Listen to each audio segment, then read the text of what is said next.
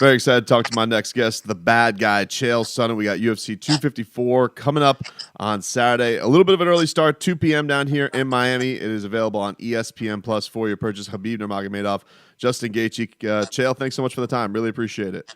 I'm pumped to be here, and I appreciate you reminding everyone of the time change because I forget that myself. But yeah, 2:00 start time.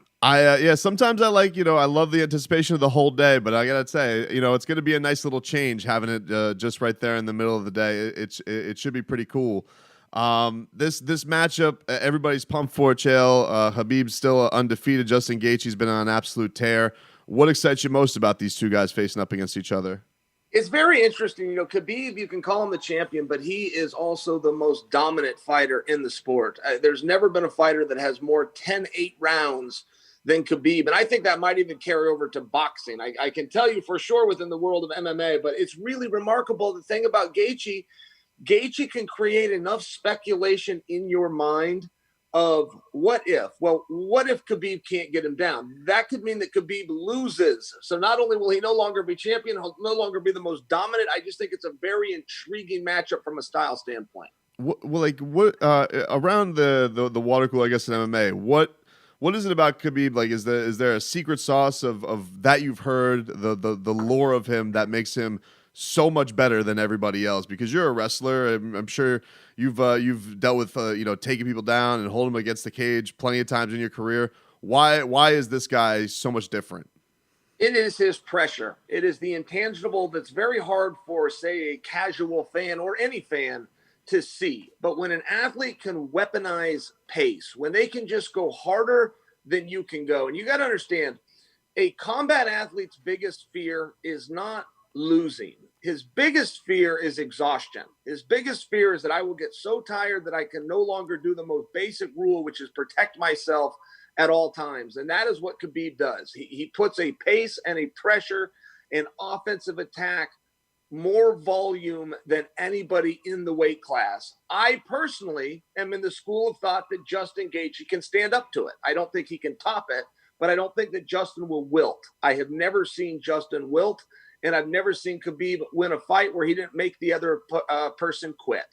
Chael, did you call Justin's fights back at World Series of Fighting? Like, have you seen him for a long time, and did you think he could be this level of good? If so, yes and no. I called all of his fights, and I was there, but no, I didn't see this level from him. He was always something special, and there was a special grit.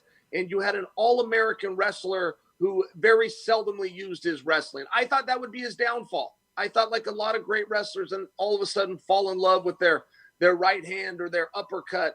That recipe works. We've seen it before, but it's a short window. Justin has been the opposite. He's extended his window.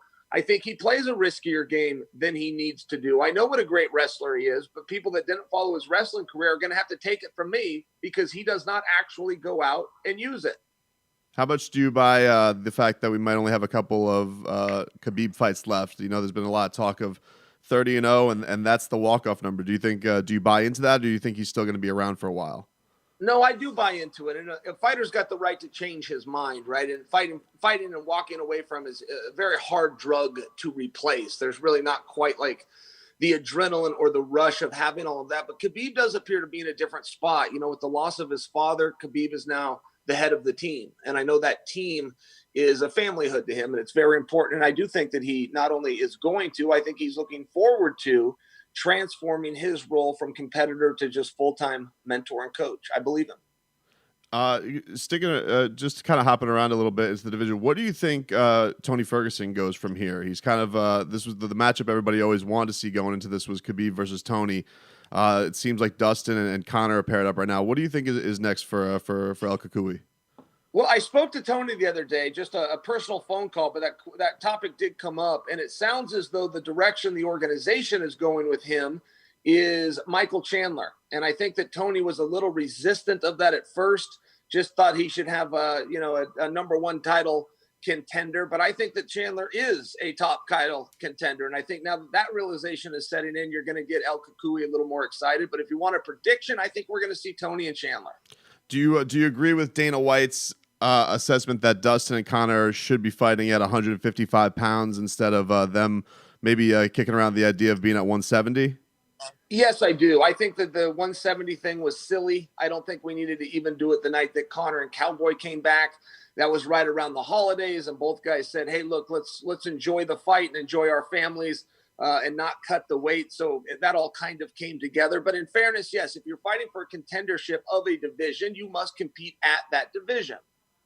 Did you? I wanted to ask you about this, Chael. So you have an infamous story that you told. It's gone viral for many years about John Jones hiding under the ring from drug testers.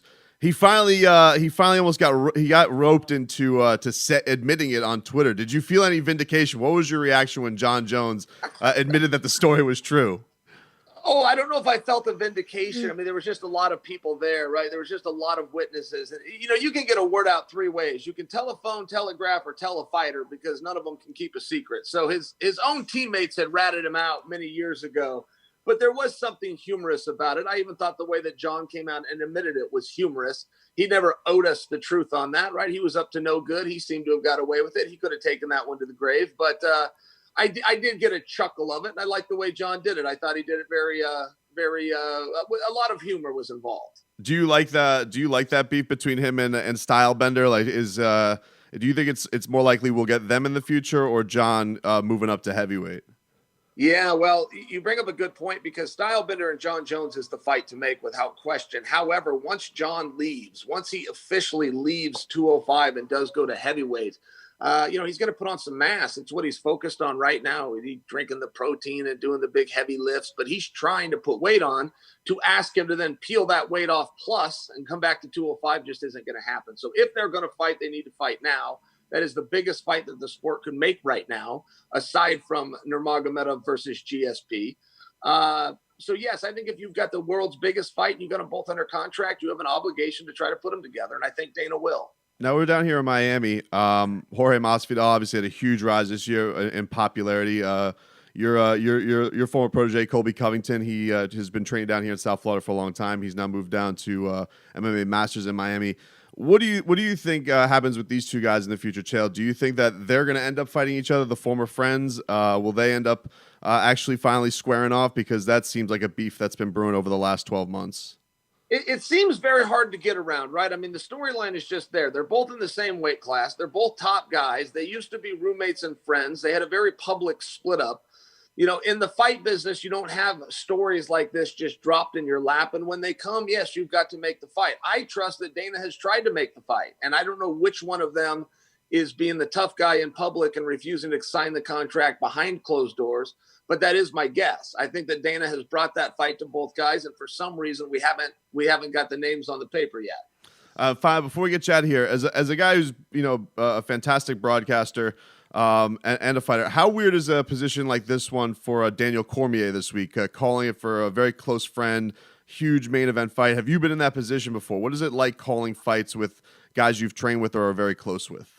Yes, when you have a teammate fight, I don't know the proper etiquette on that. I can just tell you what I have done, and which is the very first thing that comes out of my mouth as I say, guys, in full disclosure, this is my teammate, and I move on from there. I think that Daniel will owe us a disclosure like that. And then look, Daniel's a pro. Your job is to say what you see. Don't try to cover up for one guy. Don't try to protect another. You say what you see, and Daniel does that very well. He's a bad guy, Chael Sonnen. Check out Khabib Nurmagomedov versus Justin Gaethje, UFC 254. It is on pay-per-view, available on ESPN Plus, 2 p.m. Eastern time. So it is available. It's going to be early for the fights, everybody down here. Thanks, Chael. Really appreciate the time. I've had it with you. Kaboom.